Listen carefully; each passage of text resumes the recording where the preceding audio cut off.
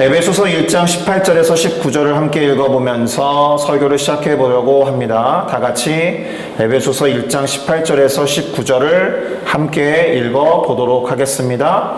너희 마음의 눈을 밝히사 그의 부르심의 소망이 무엇이며 성도 안에서 그 기업의 영광의 풍성함이 무엇이며 그의 힘의 위력으로 역사하심을 따라 믿는 우리에게 베푸신 능력의 지극히 크심이 어떠한 것을 너희에게 알게 하시기를 구하노라. 아멘. 자, 저는 방금 함께 읽어본 에베소서 1장 18절에서 19절을 가지고 알게 하시는 능력, 이와 같은 제목으로 잠시 말씀을 살피고 그 안에서 깨달음을 얻으면 물론이요 그 깨달음을 근거로 삼아서 함께 기도하는 시간을 가져보고자 합니다. 일단 오늘 설교 본문이 포함된 에베소서 1장 15절에서 23절, 오늘 설교 본문을 1장 18절부터 19절 두 구절만 읽었는데요. 그것을 조금 더 확장해서 보면 1장 15절에서 23절 말씀은 사도 바울이 행한 에베소 교회와 성도들을 위한 기도문이라고 보시면 됩니다.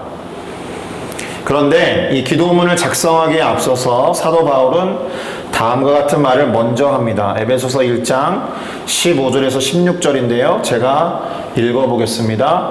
이로 말미암아 주 예수 안에서 너희 믿음과 모든 성도를 향한 사랑을 나도 듣고 내가 기도할 때에 기억하며 너희로 말미암아 감사하기를 그치지 아니하고. 아멘. 이렇게 기록하고 있습니다. 우선은 이로 말미암아 이것이 의미하는 것이 무엇인지를 알아야 할 텐데, 일단은 큰 틀에서는 따라서, 그래서 라고 해석해도 틀리지 않을 겁니다. 그래도 그 의미를 명확히 알기 위해서 이 에베소서 1장 15절부터 16절의 앞에 두 구절, 그러니까 1장 13절에서 14절을 살펴본 다음에 넘어와 보도록 하겠습니다.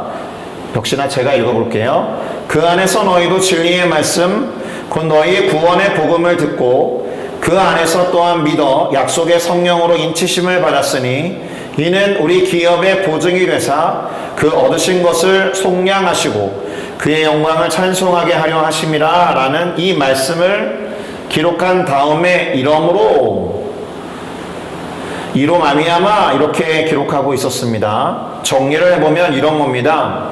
에베소 교회와 성도들이 진리의 말씀 곧 구원의 복음을 듣고 그 안에서 믿어 약속의 성령으로 인치심을 받은 사실 때문에, 곧 그리스도로 인하여서 속량하심을 받았기 때문에, 그래서 이렇게 해석하면 되겠습니다.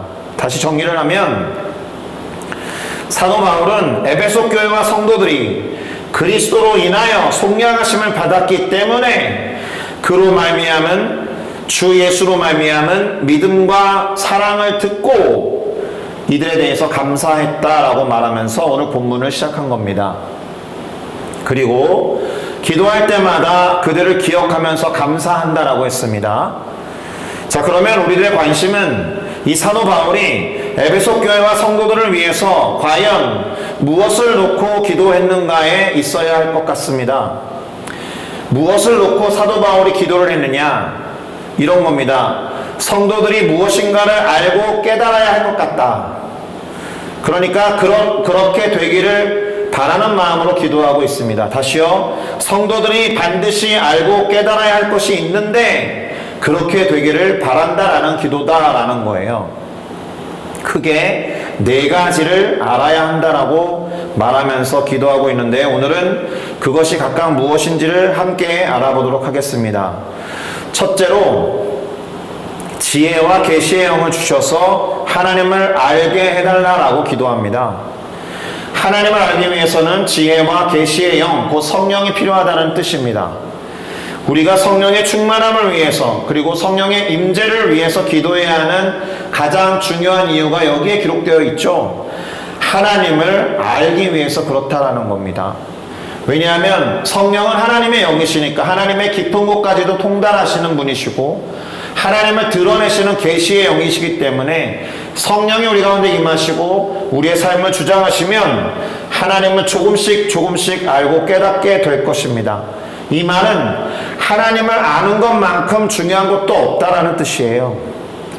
그리고 또 이 말은 우리의 지혜와 우리의 지식으로는 스스로 하나님을 알아차릴 수가 없다라는 뜻입니다. 수많은 사람들이 하나님을 안다라고 말하지 않는 것을 보면 알 수가 있습니다.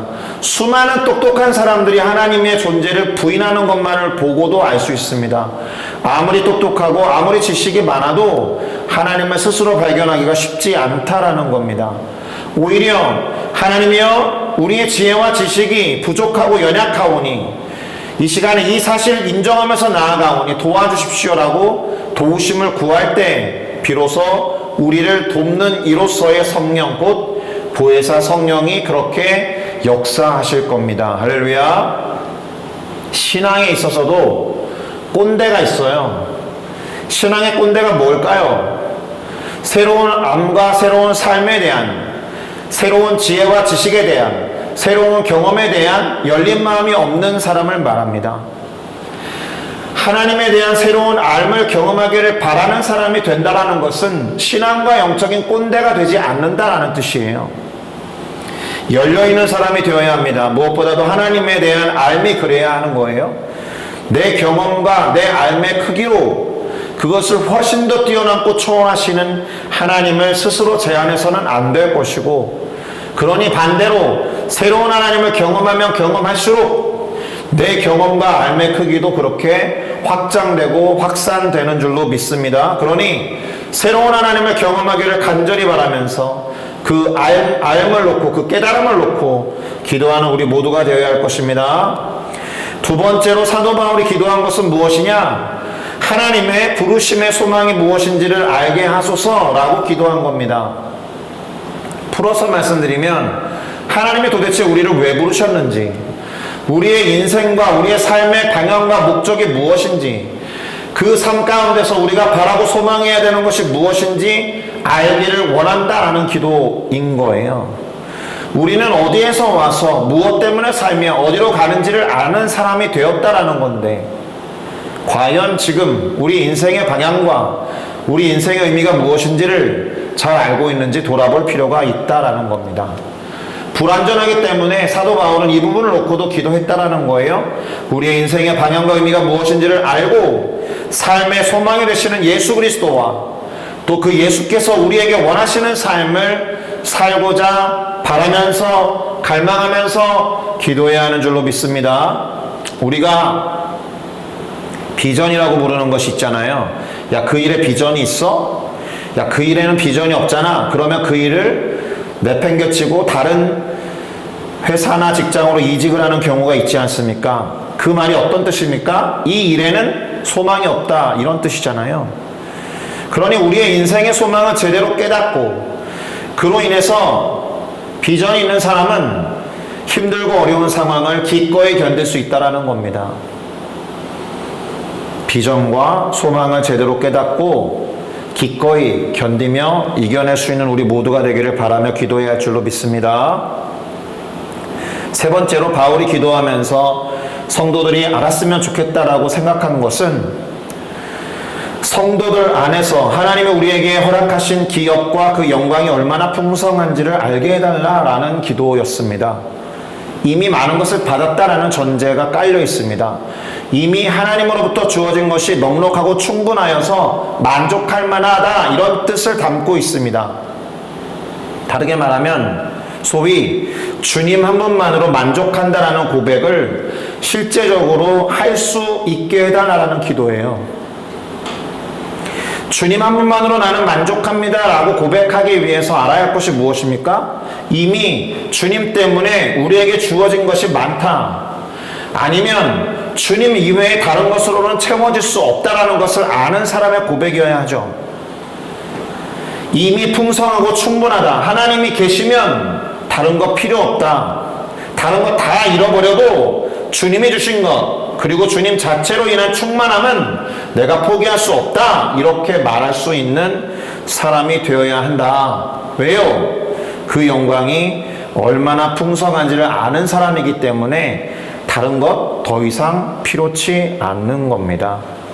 하나님이 허락하신 기업과 그분의 영광이 가장 궁극적이어서 다른 어떤 것을 주고도 바꾸지 않겠다, 그러려면 그것이 정말로 귀하고 풍성하다는 것을 알아야 하는 거예요. 그러니 그것을 알려달라고 기도하자는 겁니다. 마지막으로 사도 바울이 에베소 교회와 성도들이 알았으면 좋겠다라고 기도한 것은 무엇이냐? 교회와 성도들에게 베푸신 능력이 얼마나 큰지 알게 해달라는 겁니다. 이 말에 전제가 깔려 있는데요. 무엇입니까? 이미 능력이 주어졌다라는 거예요. 이미 교회와 성도들 안에 주님께서 베풀어 주신 능력이 있는데 충분하다, 크다, 상상할 수 없다라는 것을 알게 해달라는 겁니다. 이때 능력으로 번역한 단어가 다이나믹이나 다이너마이트의 어원이 되는 두나미스라는 단어입니다. 보통은 성령의 능력과 권능으로 번역되는 단어예요. 그러니까 우리가 이미 성령이 우리 안에 주어졌고 우리 안에 거하시는 성령의 능력이 얼마나 큰지 알아서 그 성령과 그 권능을 의지하게 해달라라는 기도를 하고 있는 겁니다. 우리 힘으로 할 수 없지만 우리 안에 계신 성령은 하실 수 있습니다. 할렐루야. 그러니 성령이여 나타나 주시옵소서, 성령이여 드러나 주시옵소서, 이렇게 기도할 수 있어야 하는 겁니다. 자, 이 네 가지를 위해서 간절히 기도하고는 이러한 알미라든가 이러한 깨달음이 그리스도 예수 안에서 이루어질 것이기 때문에 그 예수 그리스도에게 주어진 능력에 대해서도 사도 바울은 네 가지로 설명하고 있습니다. 무슨 말이냐면 그리스도 안에서 확인할 수 있는 능력이 어떠한 것들이 있었는지 네 가지로 요약하고 있다는 겁니다. 이 네 가지 예수 그리스도 안에서 나타난 능력 네 가지를 말씀드리고 설교를 마무리해 보도록 하겠습니다. 그리스도에게 하나님께서 주신 능력, 그리스도에게 주어진 능력, 그리스도에게 하나님이 역사하신 능력이 어떤 것이냐?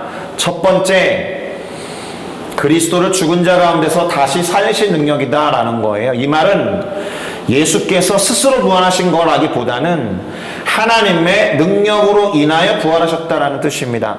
다시 말하면 하나님이 죽은 자 가운데 있던 예수를 다시 살리셨다라는 뜻입니다. 그래서 왜 부활하셨습니다 라고 말할 때 He is risen 이라고 하잖아요.